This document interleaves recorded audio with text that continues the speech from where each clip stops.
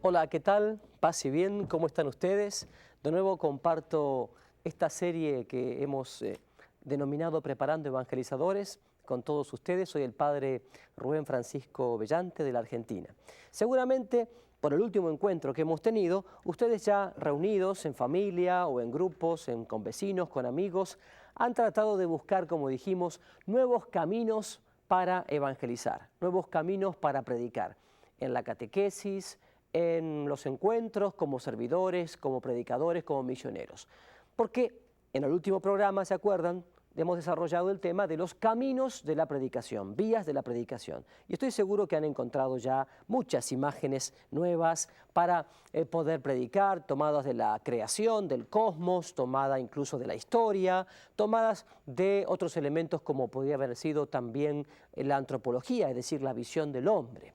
Pero hoy quiero empezar a hablar de algo nuevo, y es, tomando el tema de la revelación que vimos en el último programa, tomar la Biblia, la palabra de Dios, la Biblia como un camino maravilloso de predicación. Pero antes quiero decirles algo con respecto a la Biblia, la palabra de Dios. Ustedes saben que cuando uno compra un carro nuevo, un auto nuevo, una moto nueva, una bicicleta nueva, un lavarropas, siempre el vendedor le dice, bueno, mire, aquí está su manual de instrucciones. Por favor, lea atentamente antes de usarlo. Y si uno no lee atentamente puede meter la pata, como decimos en Argentina. ¿Por qué? Y porque lo puede usar mal. Si esto es así con una máquina, con un auto, con de repente una moto, con mucho más razón, digo, tenemos que tener ese cuidado a la hora de usar la palabra de Dios, la Biblia, para no usarla mal. Yo creo que a esta altura del partido, como decimos, tú como catequista, como evangelizador, como predicador, como misionero, como servidor, como madre y padre de familia, como integrante de un grupo juvenil, me parece que ya tendrías que haber hecho algún curso al menos básico de introducción y de iniciación a la Biblia. Me parece que a esta altura deberías conocer por lo menos, ¿no? Digo, qué es la Biblia, cómo está formada la Biblia, a qué se le llama agiógrafo en la Biblia, qué es hermenéutica en la Biblia y qué es hacer un estudio bíblico. En fin, creo que esos son temas importantes, Creo que son temas importantes, porque hay mucha gente que me dice por allí, pero padre, yo invoco al Espíritu Santo, yo invoco al Espíritu Santo y el Espíritu Santo me ilumina y me da todo lo que yo necesito. Eso me hace acordar a cuando un joven, un adolescente que va a la escuela secundaria, tiene un examen, una prueba, y entonces dice, padre, por favor, rece, y anda con estampitas de la Virgen, del Sagrado Corazón, de San Judas Tadeo, en fin, de San Cayetano, de San Pascual Bailón, no sé, si me ocurre. Yo le digo, bueno, mira, yo voy a rezar, tú también reza, pero recuerda, debes estudiar, debes poner alma, corazón y vida en estudiar la materia. ¿Por qué? Porque de lo contrario, ciertamente, el Señor no podrá hacer lo que tú tienes que hacer. Es decir, poner las potencialidades que Dios te dio al servicio, en este caso, del estudio. Bueno, lo mismo podemos decir de la Biblia. Hay mucha gente que cree que porque el Espíritu Santo la ilumina o lo ilumina, le saca de adentro cosas que él nunca recibió a nivel intelectual, a nivel volitivo. Recordemos algo que es muy importante. El Espíritu Santo suscita en el momento oportuno y de la manera más ardorosa aquello que ya hemos recibido. A ver, me explico mejor. Cuando Jesús dice que vendrá el Espíritu Santo y les recordará todo, quiere decir que el Espíritu Santo lo que hace es reactualizar, recrear con mucha fuerza, con mucho poder, aquello que alguna vez hemos recibido, ya sea en un estudio que hemos hecho, en meditaciones que hemos hecho, en estudio bíblico, en retiros, predicaciones, reflexiones, oración, y que hemos metido, digamos así, en nuestra mente, en nuestro corazón. Eso es lo que el Espíritu Santo va haciendo, suscitar eso que ya estaba en nosotros. No es que el Espíritu Santo va sacando de nosotros lo que no hay, cual tabula rasa, como decían los antiguos. Esto tenlo presente, porque si tú meditas la palabra de Dios todos los días, haces lectura bíblica todos los días, seguramente tendrás con la fuerza del Espíritu Santo mucho más riqueza que entregar y que dar. Y a propósito de esto, quiero hablarte de algo que un poco te prometí en el último programa, que es explicarte un poquito cómo hacer lectio divina, es decir, lectura atenta y meditada de la palabra de Dios. Es algo que el Papa Juan Pablo II recomienda para todos, laicos, sacerdotes, religiosos, religiosas, en fin, la lectio divina, algo que antiguamente parece que hacían únicamente los monjes benedictinos, ¿no? Ora et labora, pero que hoy día se ha extendido para todo bautizado. ¿Cómo se hace una lectura atenta y meditada de la palabra de Dios? Pues bien, antes que nada, se busca un lugar tranquilo, que puede ser un lugar de la casa, el cuarto, de repente la sala o a lo mejor quizás la parroquia, un templo parroquial, la capilla, también a veces el jardín, ¿por qué no? Se respira lenta y suavemente varias veces, tomando conciencia de quién soy. Eso es importante, muy importante, tomando conciencia de lo que estoy haciendo en ese momento y, como se dice, poniéndome en la presencia del amado, de mi Creador y mi Redentor, de mi Señor, ¿verdad? Esto también es importante. Por eso el respirar hondo y suavemente nos ayuda de nuevo a distender tensiones, a relajarnos y a ponernos en actitud de disponibilidad a la gracia. Luego invocamos el Espíritu Santo. Se invoca al Espíritu Santo de la manera más sencilla, si quieres con un canto, si quieres con una oración ya una fórmula prehecha, o si no simplemente con una oración espontánea, simple, con la cual pidas al Espíritu Santo aquella luz, aquella fuerza necesaria para que venga en ayuda de tu debilidad y pueda realmente llevarte a lo que es un clima de oración. Porque recuerda que el maestro de oración por excelencia es el Espíritu Santo. No eres tú el que va a hacer esfuerzo para orar. Al contrario, cuanto más te vacías de sí mismo, es el Espíritu Santo, maestro y guía de tu vida espiritual, el que ora en ti, por ti. Y a través de ti ora al Padre. Eso es importante. Entonces, luego de haber, digamos, invocado al Espíritu Santo de esa manera, abres el texto de la palabra de Dios que has elegido. Puede ser que, ¿por qué no?, elijas el texto que la liturgia de la Madre Iglesia te va dando cada día. Tú sabes que cada día en el mundo entero, en cada iglesia católica del mundo entero, se lee un texto, ya sea de la primera lectura, que generalmente es del Antiguo Testamento, o del Evangelio, ¿no es cierto? Sería muy bueno que para hacer lectio divina, por ejemplo, elijas el texto que la Madre Iglesia te propone cada día. Por ejemplo, el Evangelio del día. De esa manera, entonces, abres el texto de la Biblia, abres la Biblia en ese texto, luego, entonces, lo lees muy lentamente, en voz alta. Es mejor en voz alta, aunque estés solo o sola, porque al leerlo en voz alta también te escuchas, ¿verdad?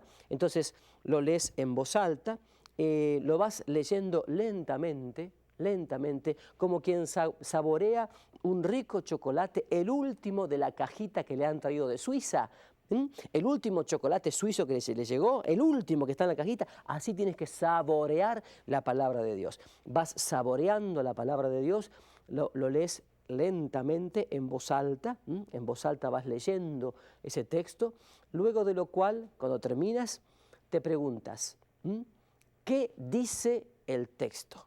¿Qué dice el texto? Y allí haces un análisis, digamos, objetivo del texto. Simplemente te puedes ayudar incluso con algún comentario que la Biblia trae abajo o introduciendo el libro ese, el libro del Evangelio, el libro que estás leyendo, porque eso se llama un análisis objetivo del texto. ¿Qué dice? Bueno, dice tal y tal y tal cosa. Cuando tú ves que ya agotaste esa primera pregunta, vuelves a leer el texto otra vez en voz alta, lentamente, suavemente, gradualmente, y haces la segunda pregunta de la lectio divina. ¿Qué me dice el texto? ¿Qué me dice el texto? Eso sería ya más propiamente hablando una reflexión. Lo primero sería un análisis. Esto sería una reflexión más introspectiva. ¿Qué me está diciendo a mí el texto? ¿Cómo me está interpelando a mí este texto hoy, ahora, aquí, de la palabra de Dios. Esto es muy importante. ¿Qué me está diciendo el texto en este momento? Esto sí que es importante. ¿Qué me dice el texto? Bueno, entonces allí lo que sí haces es una especie de tú a tú, de corazón a corazón. Yo experimento que en esta frase, en esta palabra, el texto me está interpelando por este lado, por este lado. ¿Qué me está diciendo el texto? Haces un diálogo con la palabra, ¿verdad? Y entonces, luego de que realmente veas que ese tema se ha agotado ya, lo que puedes hacer es volver a leer el texto una vez más en voz alta y haces la tercera pregunta que es fundamental. ¿Qué le digo al texto? ¿Qué le digo yo al texto? Y eso es propiamente oración. Es decir, comienzas un coloquio, un diálogo de tú a tú, de corazón a corazón, con ese Dios amoroso que te está hablando a ti en ese momento concreto, en ese día concreto, en ese lugar concreto, te está hablando a ti al corazón. Entonces comienzas un diálogo de tú a tú. Un diálogo que todavía es una oración vocal meditativa, ¿verdad? Después que tú ves que se agotó ya ese aspecto del diálogo vocal meditativo, lo que puedes hacer es, si alguna frase o palabra que leíste te llegó más al corazón, ese día te golpeó más al corazón, lo que puedes hacer es simplemente repetir varias veces esa frase, o sobre todo esa palabra, la vas repitiendo varias veces, respirando hondo y suavemente, repitiendo, digo, varias veces esa palabra, vas respirando hondo y suavemente. Y te quedas así, en lo que sería la oración más bien contemplativa, una oración de descanso, donde ya no hay palabras, no hay elucubraciones, solamente hay un tú a tú, de corazón a corazón, en donde yo me siento suspendido en el amor del Señor. Él me mira y yo lo miro, Él me ama y yo lo amo, ¿te das cuenta? Y ahí te quedas el tiempo que creas necesario, hasta que realmente te das cuenta que tienes que concluir la oración y concluyes esa oración, ese ejercicio de lectio divina, simplemente con una acción de gracias, con un salmo, respiras hondo y suavemente y sales muy despacio de la oración. No salgas bruscamente de la oración.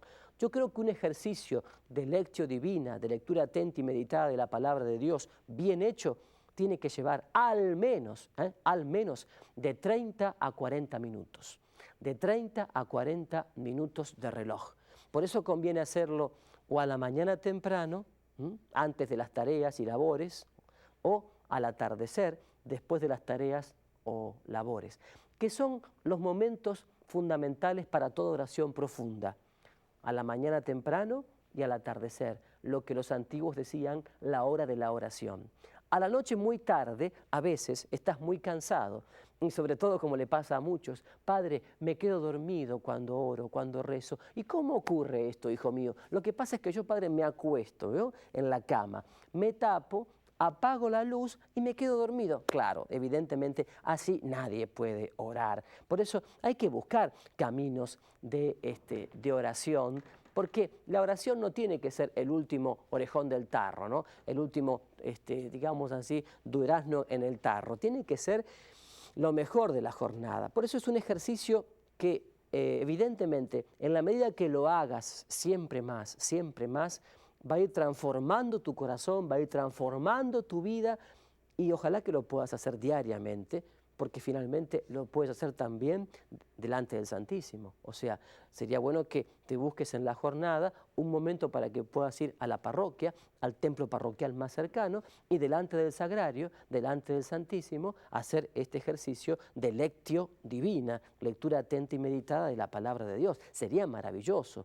porque te aseguro que en pocas semanas, en pocos meses, descubrirías un cambio en tu vida, porque esa palabra, como lluvia mansa, te va a ir empapando por dentro y te va a ir dando los criterios y las actitudes propias de Jesús y te va dando los sentimientos de Él. Entonces esto es maravilloso. Por eso Quiero que realmente lo tengas en cuenta y lo dialogues con tus compañeros de comunidad, catequistas, para que también juntos puedan hacer lección divina. También se puede hacer un ejercicio de lección divina en comunidad, en grupo. ¿Por qué te digo todo esto? Porque si no te enamoras de la palabra de Dios, mal puedes ser un buen predicador, mal puedes ser un buen catequista, mal puedes ser un buen evangelizador si no te enamoras de la palabra de Dios, si no rumias la palabra de Dios cada día. Imagínate, por ejemplo, la vaquita, ¿no? La vaca, ¿no? Cada noche come el pastito verde que encuentra en su campo. Lo hace cada noche. Pero, fíjate, esa vaca va rumiando, por eso se ve que la vaca hace un movimiento continuo con su boca, va rumiando ese pastito que ha comido y al amanecer nos devuelve ese pastito hecho leche fresca, hecho alimento. Eso mismo tienes que hacer tú con tu vida, eso mismo. Como catequista, como evangelizador, como misionero, como padre o madre de familia, tienes que hacer eso, es decir, rumiar la palabra de Dios, al estilo de María, nuestra madre, ¿no? La madre de Jesús y madre nuestra. Rumiar la palabra de Dios para poder entregarle a los demás esa palabra rumiada, ¿no? Como hacen algunas mamás con sus babies, con sus bebés muy pequeños, ¿no? Que alguna comida está muy grande para el bebé. Entonces lo van como preparando para que el bebé lo pueda digerir. Y a veces he visto alguna mamá que también se lo pone primero en su boca y después se lo transmite a su bebé. O la mamá, por ejemplo, que le entrega el alimento a través de sus pechos a su hijo, ¿verdad?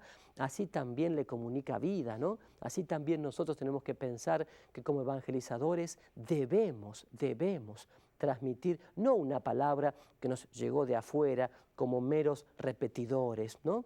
Como meros repetidores, fotocopias, ¿no? Sino originales, algo que realmente hemos rumiado, hemos meditado, hemos vivido, hemos celebrado, hemos compartido, hemos sufrido, hemos orado y por eso entonces lo hacemos vida, lo entregamos hecho vida. Y de eso justamente yo te quería ir hablando, porque te voy a dar digamos así, elementos como para encontrar cosas no nuevas en el sentido de snobismo, como lo presenta el mundo de snob, sino la novedad continua que es la palabra de Dios. Voy a intentar darte caminos para encontrar nuevas formas de entregar la palabra de Dios. Bueno, uno de esos caminos es, sin lugar a dudas, las parábolas. Tú sabes que Jesús nos habló en parábolas. La palabra parábola significa comparación, ¿no? La parábola es una imagen. Jesús, te lo dije hace poco, Jesús habló en un lenguaje audiovisual maravilloso. Jesús hablaba con un lenguaje audiovisual, hablaba con comparaciones, con imágenes, con ejemplos, con testimonios. O sea, para él el Evangelio no era, o la buena nueva del reino, no era algo abstracto, era algo concreto que se vivía y que se explicaba con la vida. Por eso, fíjate, ¿cuántas veces has escuchado, has leído, has meditado la famosa parábola del hijo pródigo, que en realidad tendría que llamarse del Padre misericordioso? ¿Cuántas veces lo hiciste? Muchísimas veces lo hiciste. Bueno, ¿y cuántas veces has escuchado predicar sobre ellas en las misas, en los retiros, en los encuentros, en la televisión mismo? ¿Cuántas veces? Sin embargo, hoy yo quisiera darte una nueva, no sé si una nueva imagen, o al menos nuevas pistas para que puedas descubrir algo más sobre esta parábola del hijo pródigo, que muchos quieren llamar mejor la parábola del Padre misericordioso. Tú recuerdas que ese hijo se parece muchísimo a un adolescente de hoy que evidentemente, rebelde, cansado, se manda a mudar de su casa. Se manda a mudar de su casa. No tiene motivos para irse de su casa, pero en fin, quiere hacer la suya, fido dido, carpe diem, como dicen así hoy día los jóvenes, hace la tuya. Entonces, hago la tuya, confunde libertad con cualquier cosa, con caos, con anarquía, y piensa que libertad es hacer lo que se me da la gana, libertad es hacer lo que siento, lo que me gusta, lo que es auténtico, porque parece que únicamente es auténtico lo que yo siento, lo que me gusta, todo a nivel emotivo, afectivo, sentimental, sensible, parece que nada pasa por el raciocinio, nada pasa por la razón, nada pasa por el intelecto, sino simplemente por sentir bien, ¿no? Entonces ese muchacho también un día se mandó a mudar de la casa. Pero antes exigió, como siempre, por supuesto, exigió dinero. Porque ¿qué vivo? ¿Qué vivo que son? Quieren vivir solos, pero quieren que el papá le compre el departamentito, que le alquile el departamentito, los muebles, que le dé dinero. Así cualquiera, así cualquiera. Es decir, no aceptan los riesgos de la libertad. Quieren ser libres, pero al mismo tiempo quieren ser dependientes. Dame la platita, dame el dinero, dame lo que me corresponde. En realidad, a ese hijo no le correspondía nada. Tú sabes, porque dentro de la ley propia de los hebreos, al hijo menor, segundo hijo varón, no le correspondía nada, porque el que heredaba todo era el primogénito, o sea, el primer hijo varón. No obstante, este padre, digo que es la imagen del Padre Dios, ¿no es cierto? Este Padre misericordioso, bueno, le dio la parte de la herencia que le correspondía. Lo que viene lo sabemos ya. Él se mandó a mudar, anduvo por Las Vegas, anduvo con drogas, con alcohol, con mujeres, en fin. Digamos que hizo de su vida una naranja bien exprimida y cuando le sacó todo el jugo, ¡tap!, perdió todo. Perdió su dignidad, respeto por sí mismo, los demás ya no lo respetaban, perdió todo el dinero, no tenía más nada y los que habían estado con él únicamente por interés ya no estaban más. Y él se encontraba miserable, pidiendo en la calle o lavando copas en los bares, en los McDonald's, qué sé yo, por ejemplo, ¿no? Lavando copas y lavando platos, no sé. Entonces un día él, dice la Biblia latinoamericana, muy bonito la traducción, él dice, por fin se puso a pensar. Qué bonito esto, porque la Biblia de Jerusalén dice, entró en sí mismo, que también está bonita la traducción, pero eso de que se puso a pensar es hermoso. ¿Saben por qué? Porque en el fondo quiere decir que pasó de lo puramente emotivo, afectivo, sensible, sentimental, pasó un poquito al plano racional. Se dio cuenta que era persona, que era un ser humano y que para algo Dios nos dio el cerebro, el raciocinio, para pensar y que hay que usarlo, ¿verdad? Se puso a pensar.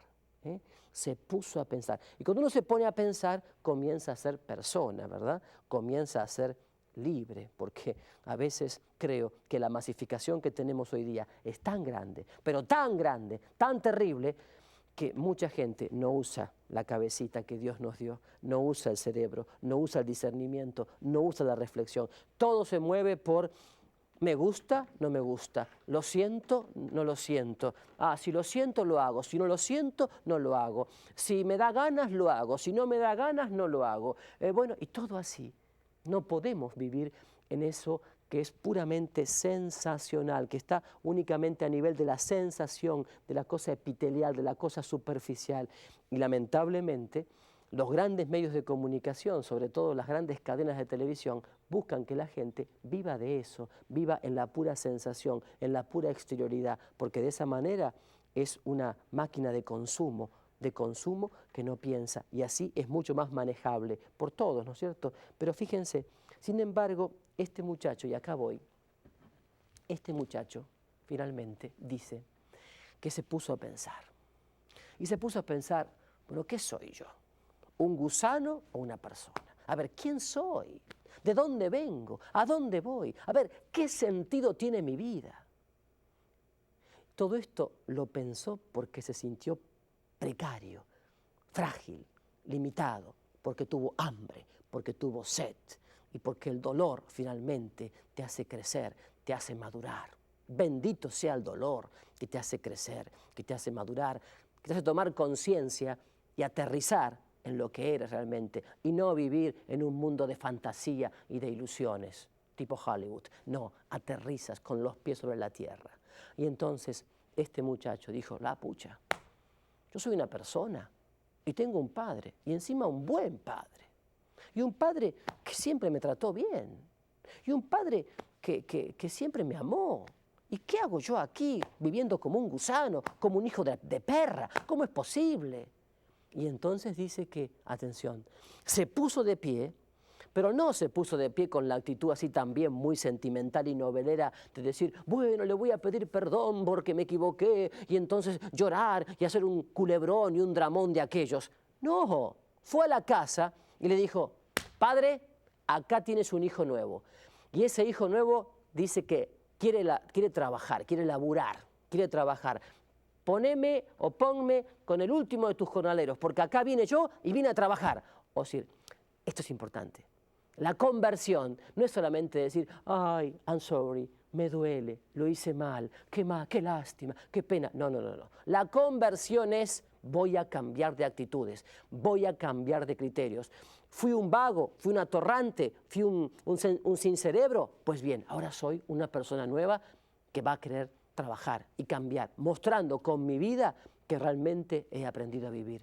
¿Se dan cuenta cómo se puede enfocar el tema del hijo pródigo o esta parábola de una manera distinta, más profunda, haciendo hincapié sobre todo en lo concreto de cada uno? No basta con decir, lo siento, fue sin querer queriendo, quise hacerlo, pero no. No, no. A ver, ¿en qué demuestro yo que estoy tratando de cambiar? Las parábolas son un maravilloso camino para eso. Te doy una propuesta, mira, aquí lo tengo. ¿Por qué no ahora con tus amigos, están ahí reunidos en casa con tu familia, busca trigo y cizaña, la parábola del trigo y la cizaña en Mateo 13, del 24 al 30, Mateo 13, del 24 al 30, y también la parábola de los dos hijos, Mateo 21, del 28 al 32, Mateo 21, del 28 al 32, y analícenla de esta manera como yo analicé la parábola del hijo pródigo. Estoy seguro que sacarán mucho fruto para sus vidas concretas. Que el Señor los bendiga. Paz y bien para todos.